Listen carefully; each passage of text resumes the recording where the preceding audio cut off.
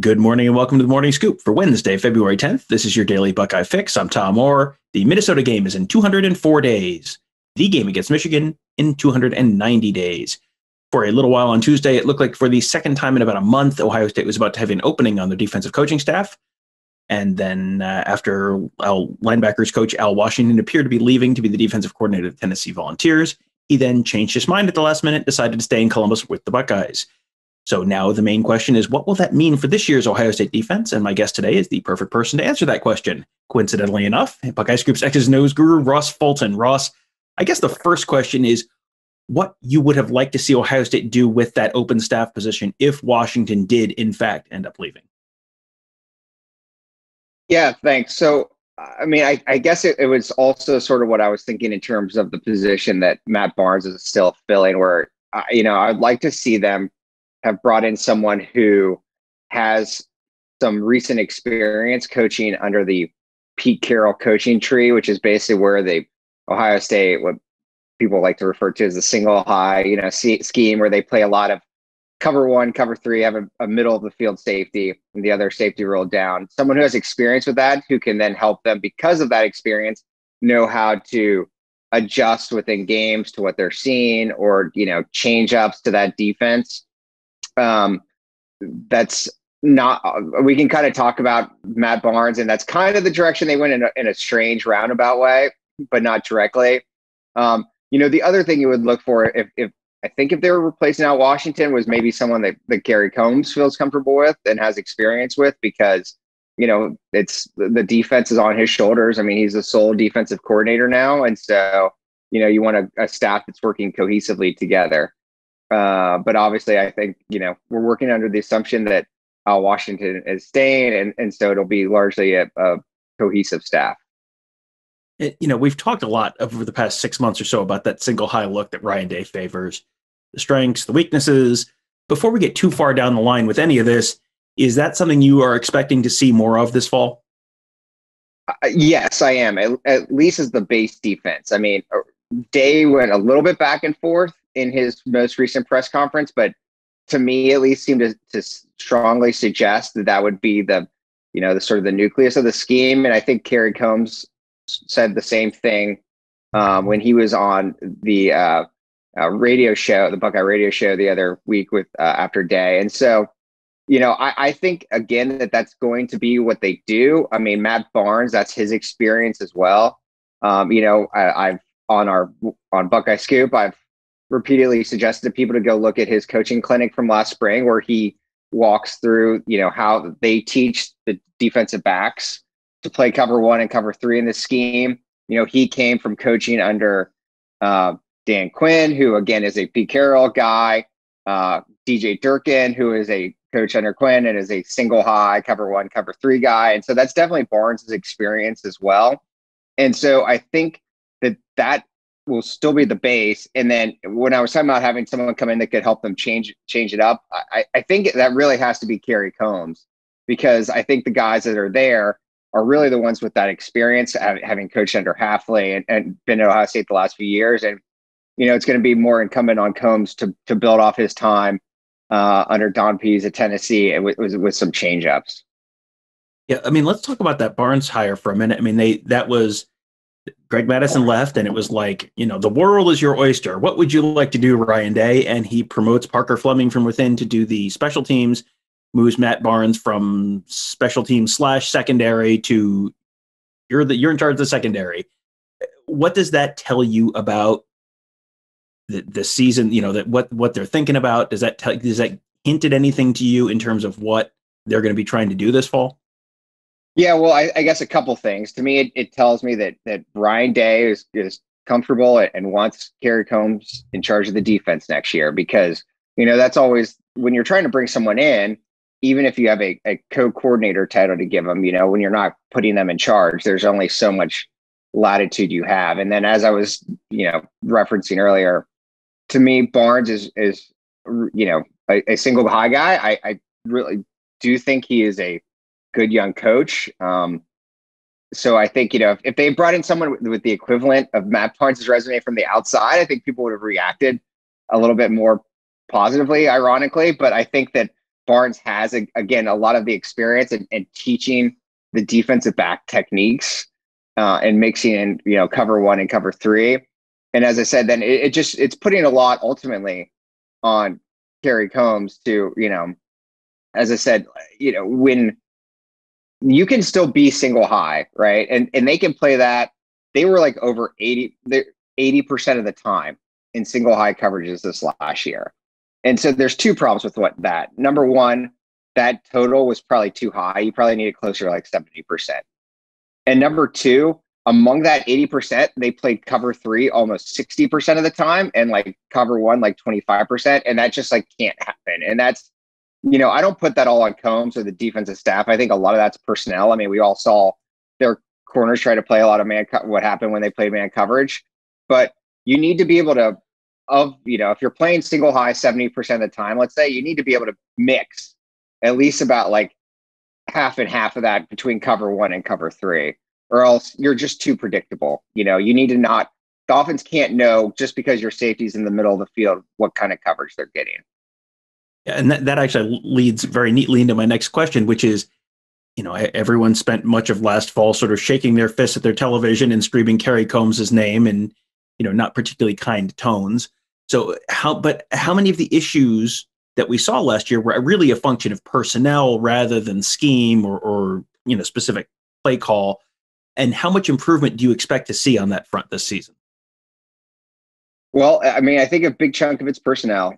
I think to run this, and I think, frankly, the reason that Ryan Day probably brought in Kerry Combs is because he wanted to be able to play more cover one. And, a lot of playing cover one is how well you recruit the guys that are able to play match up in man coverage. And obviously Kerry Combs excels at that aspect of it and has, taught a lot of cover one in the NFL as well as at Ohio State. But, some of the issues, they were more glaring last year because of the personnel deficiencies, but they also existed in 2019. It took teams longer to figure it out because what they were doing was new, right? I mean, teams didn't have film on their scheme, and it is, even though lots of people play cover one and cover three, they kind of do it in like a unique way where they're basically pre-rotated, or at least they were until last year kind of made them change what they're doing. But also, so I do think that even with better personnel, they still are going to need to diversify a little bit. And I think you have heard Day gets a little bit defensive, or has, I think, the last couple of press conferences saying like they did, change things up throughout the year. And they did, right? This gets a little bit more into the weeds, but in the playoffs, they basically flipped Josh Proctor and Marcus Williamson's roles. And so essentially Marcus Williamson was the single high deep safety, if you want to call it that. And Josh Proctor was the slot corner. I don't think those terms would work very well with the two of them, but they lined up in split safeties, and then one would rotate down at the snap to the passing string. And so you're still playing cover one and cover three, but you're kind of disguising it. You're giving yourself a little bit more flexibility. They did some more simulated pressures, which are, you still rush four people, but you may drop a defensive lineman while bringing a linebacker. And, that's what Don Pease was known for in Tennessee, was just a variety of ways to basically rush four and play zone behind it. And so that's the kind of stuff that I think they're going to have to continue to build on next year. And that's the way they add some variety in with what Combs has learned from his time in the NFL. You talked about the predictability earlier with, the mixture of cover one and cover three they were playing last year. One thing that I think maybe has made them more predictable in a lot of ways is, no matter whether it's cover one or cover three, they tend to focus on stopping the run first. Like that has just very consistently, this is job one. Everything else will follow after we stop the run. The problem is when you're facing a team running an RPO, that makes a very easy and predictable read for the quarterback, doesn't it? Yes. And so, I mean, the base reason, from these single high coverages, like cover one and cover three have been around, is because, you're putting an extra safety up in the box at the end of the day. And so now you have 8 guys up there, you have 3 deep defenders. And so you can now have every gap is accounted for by a single person. So it makes playing the run easy because guys don't have to sit, read, and react. You can all just take your gap, and the offense in theory has no place to run. The the problem for Ohio State, as you said, is that is beyond being predictable. They are so aggressive in their run reads. Cover one should work well. We've talked about against RPOs because you're accounting for all the receivers and there's no one in conflict. But when your linebackers are just flying up at the line of scrimmage, it just makes for easy throwing lanes. So Alabama's best play is that glance sort of slant route off the RPO, and Ohio State was just vulnerable to that all year because their will linebacker, Pete Werner or whomever was in that position, would just play the run like they're taught and just leaves an open passing lane. And so they did better against Clemson, sort of sitting back and waiting a little bit, which is kind of one technique. You want to basically give the offense a give read. And then that kind of went away against Alabama, which was sort of perplexing against the team who's one of the best at using RPOs in the history of the sport.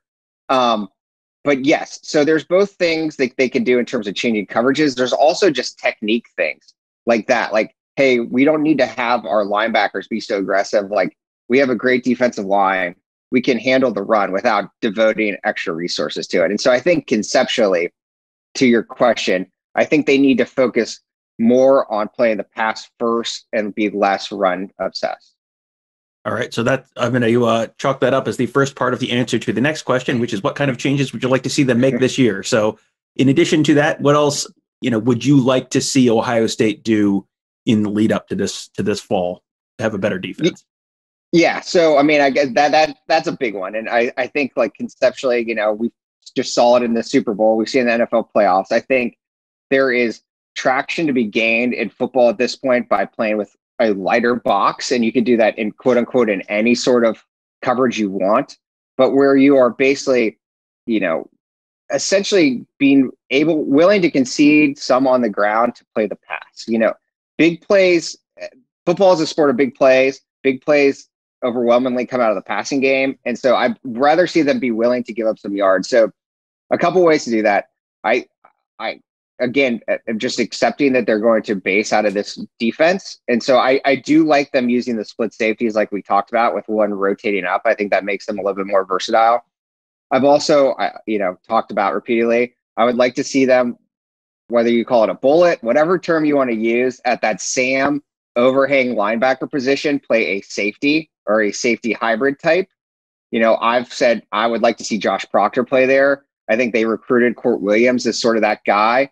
But you want someone who's at least like Warner was in 2019, where he can rotate back to a deep safety occasionally, or you can get him wide out in the flats, because that then lets you use some split safety coverages where you're putting more on that underneath defender, sort of like Darren Lee was, to play a lot in the flats. And so I think, and then, the last thing I think is, to our previous discussion, don't have your linebackers be so aggressive. Sit, let the play develop. If it becomes a 2-yard run gain instead of a 1-yard run gain, I don't think it's anyone's going to be hurt too much by that. You got to sort of try to take away the RPO. So I don't think these are major changes. They all work within the structure of their scheme. As I said, they also need some kind of split safety changeup that they use 15 to 20% of the time. But I don't think any of this is calling for the entire defense to be scrapped. It's just making it a little bit more versatile. Well, that is going to be one of the very interesting things to watch this spring, as the Ohio State team starts going through spring practice and starts in mid-March or so, leading up to the spring game, which we're anticipating will be April 17th. That'll be a fun thing to watch. Also, hey, there's a quarterback battle. That's going to be pretty interesting. That's something people typically tend to have some sort of interest in. And there's been a whole lot of other interesting stuff this week as well at BuckeyeScoop.com. Alex Gleitman, he was my guest on yesterday's show. He just dropped his insider look at the 2020 recruiting class and the stories behind the recruitments on all the guys on offense, including some guys that Ohio State did not get. That was absolutely fascinating reading. Strongly recommended for every Buckeye Scoop member. And if you are not a Buckeye Scoop member, what are you waiting for? Between Alex's thing and the Al Washington, will he, won't he? We had a fascinating day full of a lot of content, a lot of messages flying back and forth, a lot of everything. And that was just a random Tuesday in February. So imagine how great Buckeye Scoop is during the season. Why don't you just hop on board right now, become a member? You can just go to Buckeye Scoop, sign up right there. Cost the price of a lousy chain store pizza, 2 trips to the coffee house, however you want to think about it. It is not that much money. And if you were an Ohio State fan who is listening to a podcast like this, it is probably something that's going to be right in your wheelhouse. So you can check that out at buckeyescoop.com. Also, make sure you check out all of our great podcasts, Apple Podcasts, Google Podcasts, SoundCloud, Spotify. Tony Gerderman and I just dropped a new episode of Buckeye Weekly yesterday to talk a little bit more in a little more detail on the Al Washington, here's why he might have gone, here's why he didn't go kind of conversation. That one I think you will probably enjoy as well. Alex Gleitman will have a new Around the Oval coming up later on this week. Lots of fun stuff. There's even a basketball team. They're ranked in the top 5 in the country. Maybe you've heard of them. There is a whole lot going on in Ohio State athletics right now, and you can find it all at BuckeyeScoop.com. Thank you guys all for joining us. Have a great day. We will talk to you tomorrow.